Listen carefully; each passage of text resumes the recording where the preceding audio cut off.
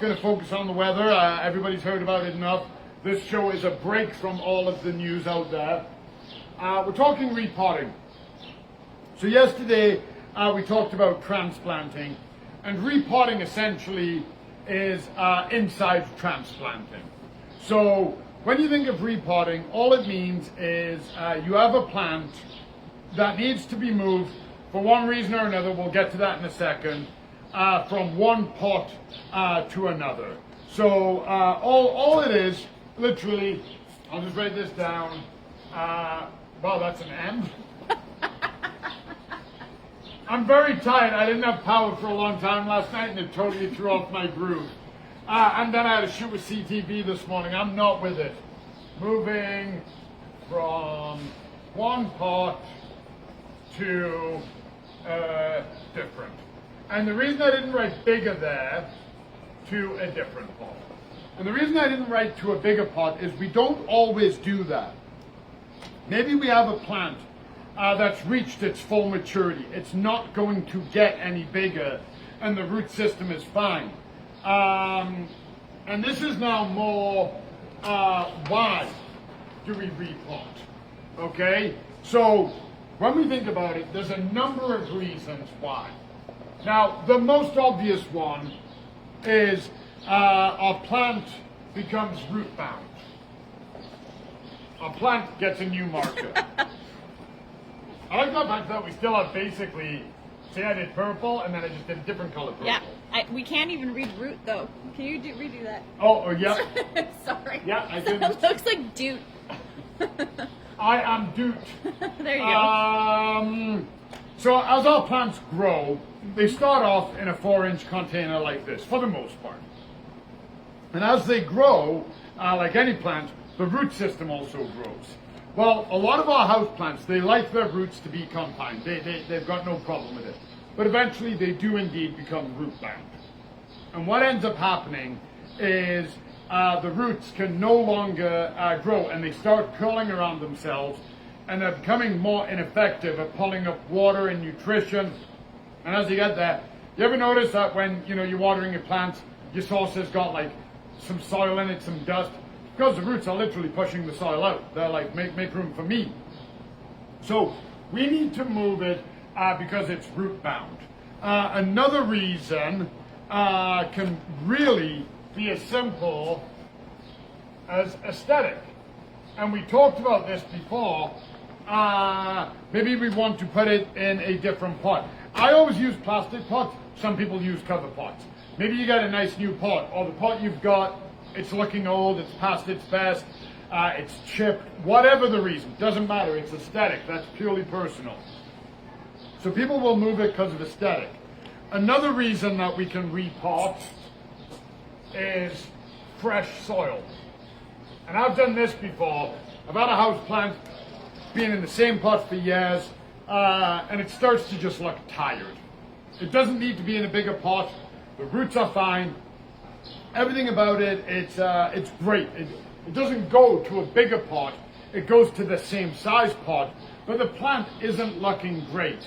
And a lot of times that can be, there's just nothing left in the soil, and I'm trying to fertilize, but in the winter months we're not fertilizing, and there's just no nutritional value whatsoever.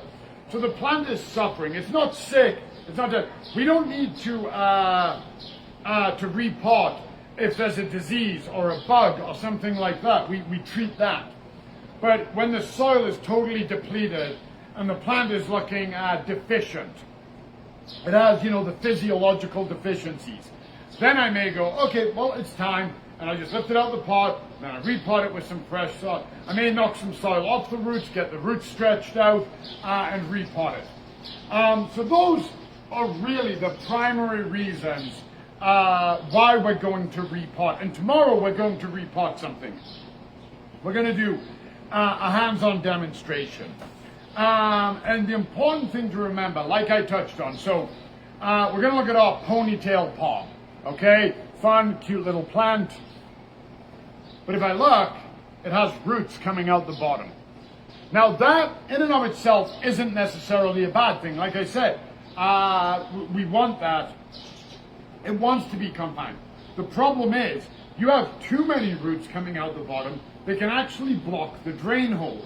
So now, when we water it, instead of the water pooling out here easy, the water starts getting trapped in there, then we can develop that dreaded disease, root rot. So, clogging the drain holes with soil or roots or gravel or whatever other medium can get in there and clog it is very not good. I hate saying bad, so I like to say Very it's not not good. good. Yeah. So we see that and we might go, oh, you know what? It's ready. It doesn't need it, but instead of waiting until it's like a 911. So I always like to repot my plants in the spring and in the summer, purely because I can do it outside and I'm not worried about making a mess. Have I done it in the winter? Have I done it inside? Have I made a mess? Yes, yes, and yes. Absolutely. But doing it outside on the lawn, who cares if I spill soil? Who cares what I'm doing? I got a shady area, it's the cool of the morning, I move all them outside, bam, bam, bam, do it like a factory operation, I've got more room, and then I move them all back inside. So if you can do it before it becomes an issue, so much the better. And then all we do is we just loosen it, flip it, and we pop it out. Now I'm not going to do that, we're saving that for tomorrow. Oh, that tag got all soggy. There we go. I'll fix that later. And the other important, sorry Brandy, I'm like, hey. That's what you get for putting a hard hat on me. You should have been wearing your hard hat. Safety first around here, Brandy. The other important thing to remember when we do it is, and we'll talk all about soils tomorrow when I'm getting my hands dirty and fertilizer. That'll all be tomorrow. Is having the right size pot. So if I take this pot out of this pot and jam it into this pot, it's not going to have a good time. Those roots are used to being nice and tight and holding and structural. I put it into a big pot like this, unless I really compact the soil or use a heavy soil, which comes with its own massive set of issues and no-nos. I use a light, airy potting soil, which is what we want, and I put it in here. That root system is going to crumble. It's going to be like, oh, I can't support now, and that's going to shock the plant. So now I've done something to try and help my plant, but I've shocked it. So you want to move up gradually. So basically, our pots, and these are just azalea pots, plastic pots, plant pots, whatever they're called. The cover pots are the hard ceramic ones. Again, we'll show that all tomorrow. But these are like nesting dolls, okay? So that size to that size, that size to that size, and that size to that size. And that's the progression we want to go with. So, yeah, is there room for the roots to grow into this from this? Absolutely there is. But is there enough room for them to fall apart? Not quite. Because the moment they push, the soil is going to catch here, and there's going to be resistance, as opposed to that one in there. Those roots are going to be like, ugh, and they're really going to weaken.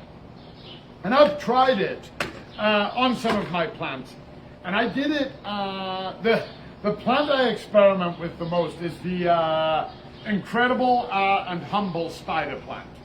And the reason I do that is I've grown a ton of spider plants. So I read them very well. I know what they're suffering from pretty much right away.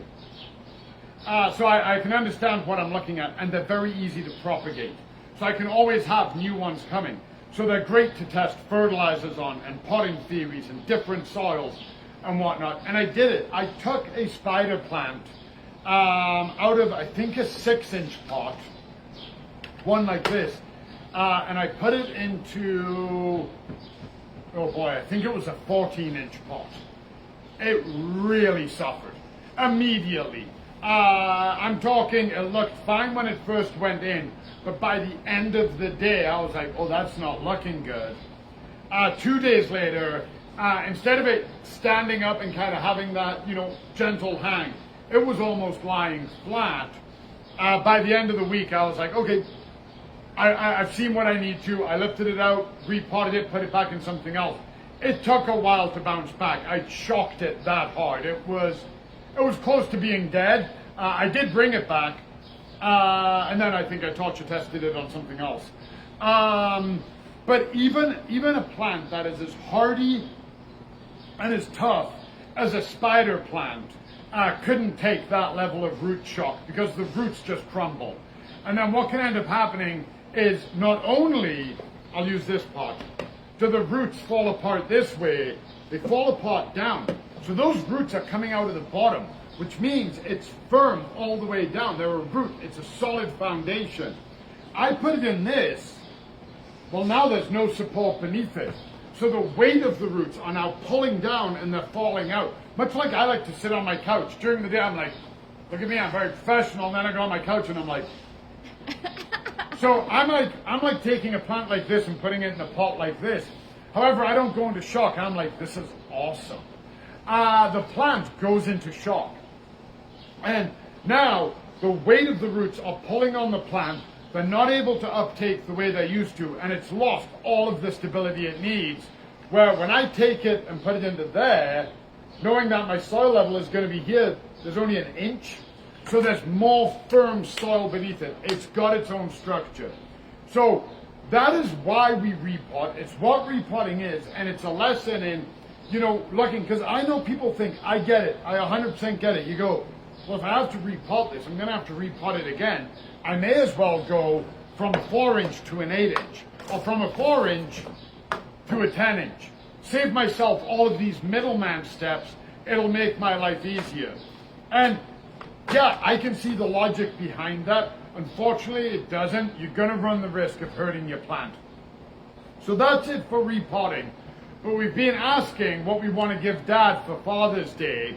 And what we want to give Dad is this. It was named after me, the Smoke Show. Of course. The only other thing it could have been named is the Gun Show. Boy, this is heavy. Of course, I'm wearing a heavy wool hoodie. Yeah. No, I mean, I'm making fun of myself. Clearly, I don't have a gun show going on here. But we're giving away this for Father's Day. Woo! Dads are very food motivated. I'm just going to say, again, I'm a dad. Can I win it? No. Oh, okay. Thank you, Brent. Put a hard hat on me and don't let me Smoke win shows only. stuff. But we have that. We have our perennial to give away. Yeah, that's online. That's already online. Actually, I saw an answer. Somebody, they said lupins. Yay! That was it. It took me a second to get there. I saw one answer. It popped up in my email. And somebody had said lupins. I couldn't see the reason why. I love lupins. Yes. Yeah, they're New Brunswick, where I used to live. They are the provincial flower. Aww. Yep, and they're awesome. So whoever answered lupins, you win. I'm just kidding, you don't win. We have to pull the names out of a hat, but I did see that one. But again, no wrong answers. Nope. So look for this. Brandy is going to put it out, and we will announce the winner on Father's Day or on Saturday. Oh yeah, we could do it. I don't know. To be continued. Check To out be our continued. social media. Dun, dun, dun. The drama sets in. Yeah.